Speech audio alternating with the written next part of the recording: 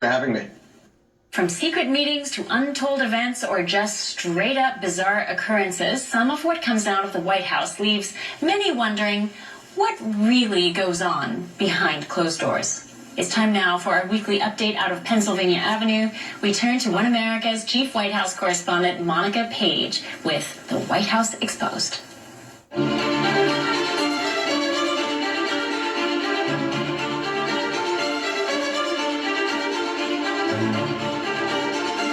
He was reportedly named the big guy, but now he's the big boy? The real big boy press conference we're used to, or big boy press conference. like one of these two and twos. The president will hold a press conference, I guess a big boy press conference is what we're calling it. Hold a press conference, a big boy press conference, according to just the White House now labeling Biden and his press conferences as big boy events as it tries to grapple with the fact that the president is consistently facing brutal reports of his cognitive decline and consistent fallout of support with fellow Democrats. But it was NATO week, and given that global leaders remember Biden's state during the D-Day commemoration event in Normandy,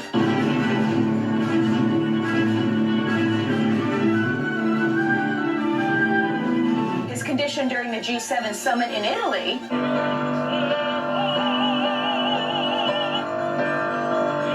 and what they saw during his disastrous debate performance just a few weeks ago.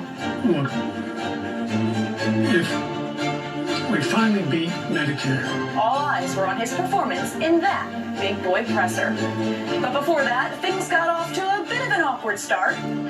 and now I want to hand it over to the president of Ukraine, who has as much courage as he has determination.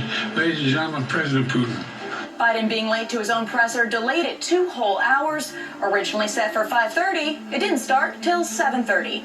The name of the game was trying to convince the world that he's up for the task to be president of the United States, but many say it didn't make any sort of positive impact. Speaking for 6 minutes off the teleprompter, addressing a room full of reporters from the White House press corps, taking 19 softball questions from 10 pre-selected reporters, and accidentally calling his vice president, President Trump. Look, I wouldn't have picked Vice President Trump to be vice president. There was shouting. More children are killed by a bullet than any other cause of death. There was whispering. Me. No one's saying that. No poll says that. And a few final words that didn't make much sense. To mock your age and your memory. How do you combat that criticism from tonight? Listen to him. Now reports suggest members of his own staff are expressing doubts that Biden can win. A growing number of staffers think Biden should reconsider his decision to stay in the race, even those tasked with guiding his campaign to victory. So will Biden drop out, or will Democrats remove him in a coup at the Democrat National Convention? The final point? With only 4 months away from the election, anything is possible for the big boy. Monica Paige, One America News, the White House. Boy, I wish sometimes that those were doctored.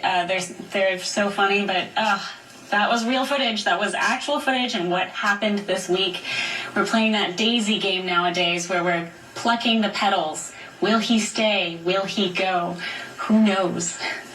So before we sign off, it's time now for Mark My Words. So listen carefully to this next segment. This submission was very educational, actually. It lays a dividing line between some terms that you may hear quite a lot. Listen. While these two words are different, no two human beings are. And under the passage of time, we are the same. Thank you, Ami, for that. Time will certainly tell. Submit your predictions to markmywords at oann.com. We look forward to hearing from you. And if you haven't already, download the OAN Live app on your TV and your favorite streaming devices. Spread the word. I leave you with this. If we couldn't laugh, we'd all go insane. Good night, Godspeed, see you Monday. Have a great weekend.